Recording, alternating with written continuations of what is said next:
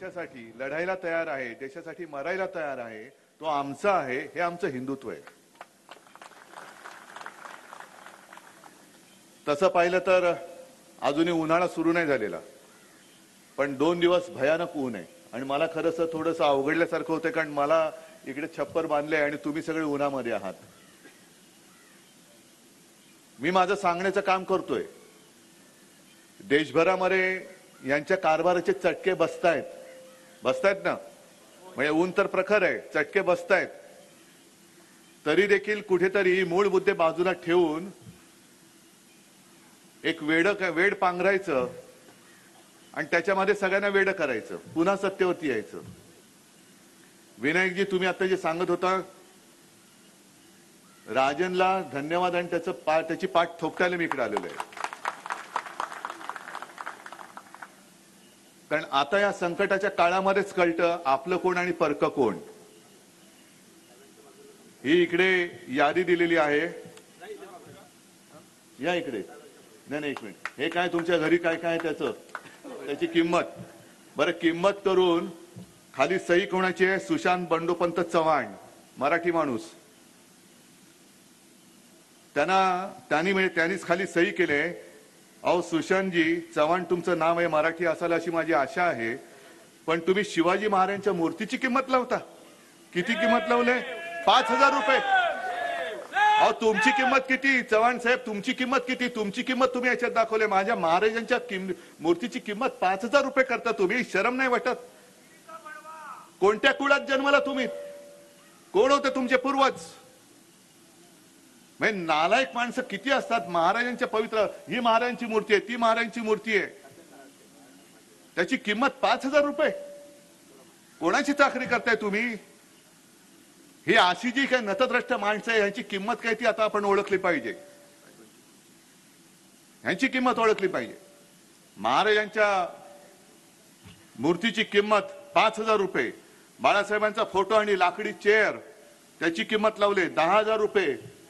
अहो तुमच्या 7 पिढ्या जन्मल्या ना चव्हाण साहेब, तरी याची किंमत कोणी चुकवू शकणार नाही, एवढी त्याची अमूल्य किंमत आहे.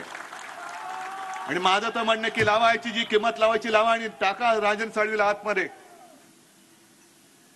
पण साधं तुम्हाला कळत नाही. तुमच्या घरातल्या आई वडिलांची किंमत जर कोणी केली तर चालेल चव्हाण साहेब? आई वडिलांची किंमत करतो आम्ही तुमच्या. हे आमचे आई वडील आहेत, छत्रपती शिवाजी महाराज. आणि बाळासाहेब तर माझे वडील आहेतच. मेंढ्यांच्या वडिलांची विंध्याने किंमत नाही म्हणून ते माझे वडील चोरत आहेत. त्यांना कळलं माझ्या वडिलांची किंमत, पण चव्हाण तुम्हाला नाही कळली. पण का हे सगळं मागे लागताय? तर राजन साळवी मिंदेकडे किंवा भाजपकडे गेले नाही म्हणून. तो जो पुतळा उभा केलेला आहे त्याच्यावरती पालकमंत्री म्हणून तेव्हाच्या रवींद्र वायकरांचं नाव आहे. रवींद्र वायकरांच्या घरी ईडी, यांच्या घरी ईडी. म्हणजे तुम्हाला सगळे फुटीर लोक पाहिजेत, गद्दार लोक पाहिजेत, आणि जे जात नाहीत त्यांच्या मागे तुम्ही दडपण आणतात. पण किती केलं तरी हा मर्द मावळा हा झुकणार नाही. मोडेन पण वाकणार नाहीच, वाकणार तर नाहीच, पण तुम्हाला मोडून टाकल्याशिवाय राहणार नाही. म्हणून मी या यंत्रणेतल्या सगळ्या अधिकाऱ्यांना सांगतोय की दिवस बदलत असतात. दुर्दैवाने आज त्यांचे दिवस आहेत, पण त्यांचे दिवस फिरले तर तुमचे सुद्धा दिवस फिरतील, हे अशा अधिकाऱ्यांनी लक्षात ठेवावं. ही नोंद आम्ही घेतलेली आहे, ही नोंद आम्ही घेतली. उद्या दिवस त्यांचे फिरले होते, तुमचे दिवस आणखीन वाकडे होतील. सरकार येतं आणि सरकार जातं. आजपर्यंत देशात अनेक पंतप्रधान झाले, आजपर्यंत महाराष्ट्रामध्ये अनेक मुख्यमंत्री झाले, मी पण होतोच. पण कोणी अमरपट्टा घेऊन येत नाही. कोणीही ना आयुष्याचा अमरपट्टा घेऊन येतं आणि कोणी सत्तेचा अमरपट्टा घेऊन येत नाही, अजिबात येत नाही. सत्ता येते, सत्ता जाते, पण त्यावेळेला जर का मी कुत्रा शब्द वापरत नाही, कुत्रा मला आवडता प्राणी आणि इमानदार असतो, पण लांडग्यासारखी कोणाची जर का तुम्ही लाचारी करणार असाल तर सत्ता बदलल्यानंतर तुमची लांडगीगिरी काय आहे, कोल्हेगिरी काय आहे, ही आम्हाला सरळ कशी करावी लागेल ती आम्ही केल्याशिवाय राहणार नाही. कोणी कंप्लेंट केले राजन साळवीवरती? काय प्रॉपर्टी त्याची सापडले? आणि मग त्यांची प्रॉपर्टी सापडली असेल तर राजापुरामध्ये आता नवीन इच्छुक उमेदवार म्हणून जे काय खर्च करतायत त्यांच्या घरी धाड टाका. पहिली त्यांच्या घरी टाका ना धाड. कुठून आणलेत पैसे तुम्ही? त्यांचे भाऊ पण आहेत पलीकडे, त्यांच्या संपत्तीची चौकशी करा. जाहिराती करतायत, प्रत्येक गोष्टीमध्ये पैसे काढतायत. त्याची चौकशी कोण करणार? आणि कोणीतरी काहीतरी म्हणते म्हणून लगेच तक्रार नोंदवून तुम्ही जर का यांच्यामध्ये घरामध्ये घुसणार असाल तर परवाच भाजपच्या आमदारांनी जो गोळीबार केलाय गणपत गायकवाड, ठीक आहे, त्याचं भांडण त्या मिंदे आणि मिंदेच्या पोराशी जे आहे तो काय निकाल लागायचं ते लागेल, परंतु त्यांनी आणखी एक स्टेटमेंट दिलेलं आहे की या मिंद्यांकडे गणपत गायकवाडांनी सांगितले की त्यांचे करोडो रुपये आहेत, करोडो रुपये. मग तुम्ही अनिल देशमुखांना आत टाकलं होतं का? तर 100 कोटीचा हप्ता गोळा करायला सांगितला. ऐक्यू माहिती. मग याने तर पोलीस स्टेशन मध्ये गोळीबार केलाय, सगळी काही पुरावे आहेत, तुमच्याकडे सीसीटीव्ही फुटेज आहे, काय केलं ते दिसते, पण तो काय बोललाय त्याची दखल का नाही तुम्ही घेत? टाका ना. मग मिंद्यांच्या घरी धाड का नाही टाकत? सोरेनच्या घरी धाड टाकलीत, केजरीवालच्या घरी पोलीस पाठवले. मग एवढे ढळढळीत आरोप जर भाजपचा म्हणजे सत्ताधारी पक्षाचा आमदार करत असेल तर सत्ताधारी पक्षाच्या आमदार सुद्धा काही किंमत नाहीये.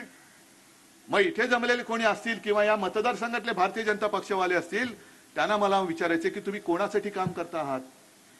काय मिळते तुम्हाला? तुमच्या आमदारांची ही जर का दयनीय अवस्था झाली असेल, स्वतःला हातामध्ये पिस्तूल घ्यावं लागत असेल आणि पिस्तूलाने गोळीबार केल्यानंतर ते सांगतात का गोळी झाडली, तरी सुद्धा त्या आमदारावरती कारवाई करा. मी त्याची बाजू अजिबात घ्यायला आलेली नाहीये. पण एखादी व्यक्ती एवढं टोकाचं पाऊल का उचलतो? पोलिसांनी सांगावं. पोलिसांनी सांगावं की एवढी टोकाची भूमिका घेण्यापूर्वी त्याच्यावरती जे काय त्याला भोगावं लागलं, त्यांनी स्पष्ट शब्दात सांगितले की ज्या पोलीस स्टेशनमध्ये त्यांनी गोळीबार केला त्याच पोलीस स्टेशनच्या आवारामध्ये त्याच्या मुलाला धक्काबुक्की झाली आणि ती सहन न होऊन एक बाप म्हणून त्यांनी गोळीबार केलेला आहे. मग कोणी केली ही धक्काबुक्की? म्हणजे मुद्दामून काही डिवसण्याचा प्रकार झालं आणि ती धक्काबुक्की होताना पोलीस का गप्प बसले होते?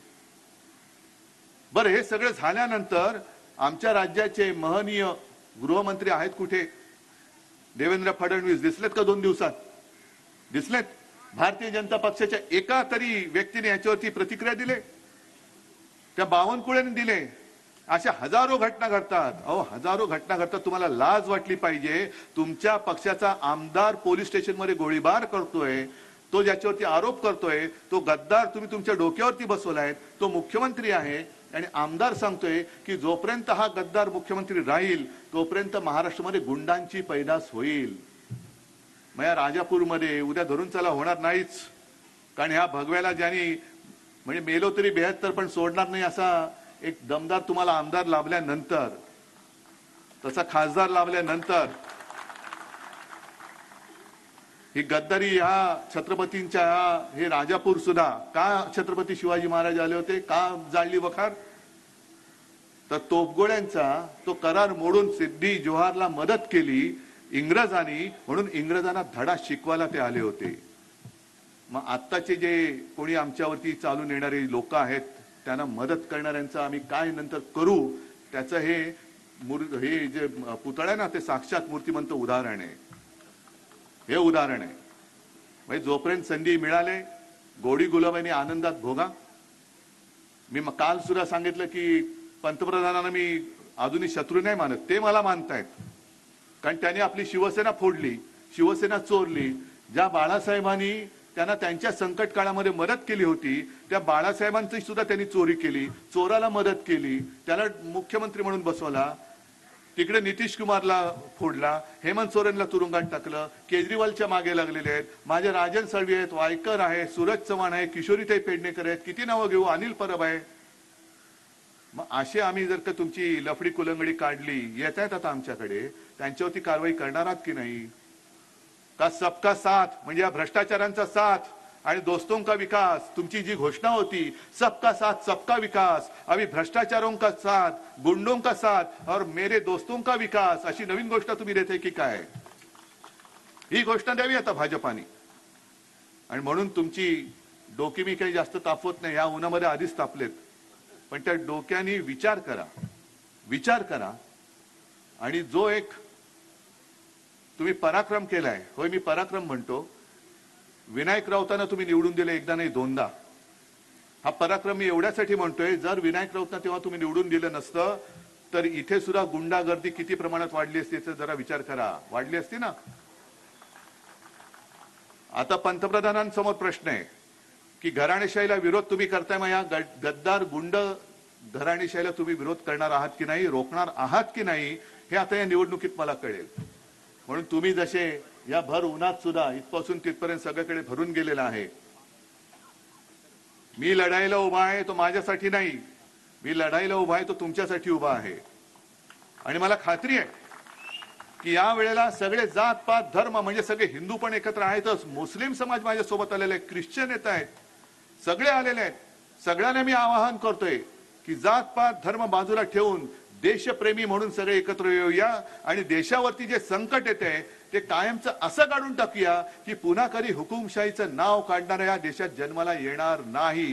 ते जर का आपण करणार असू तर आणि तरच आपल्याला छत्रपती शिवाजी महाराज की जय बोलण्याचा अधिकार आहे. आणि मला असं वाटतं तो अधिकार तुम्ही गमावणार नाहीत ही खात्री बाळगतो आणि आपली रजा घेतो. जय हिंद, जय महाराष्ट्र. तर भाजपा आमदारांना आरोप केलेले आहेत, मग धाड का टाकली जात नाही असा सवाल उद्धव ठाकरेंनी केलाय. भाजपा आमदार एवढ्या टोकाची भूमिका का घेतो? मिंद्यांकडे कोट्यवधी रुपये, भाजपा आमदाराने हा आरोप केलाय. मी नाही तर पंतप्रधान मला शत्रू मानतात असं उद्धव ठाकरे यांनी राजापूरमधल्या सभेमध्ये म्हटलेलं आहे. भाजपनं गद्दाराला डोक्यावर घेतलं, भाजपा आमदारानं आरोप केलेला आहे. भाजपने गद्दाराला डोक्यावर घेतलेलं आहे. केंद्र आणि राज्य सरकारच्या कारभाराचे चटके सामान्यांना बसतायत अशा शब्दात उद्धव ठाकरे यांनी टीका केली आहे.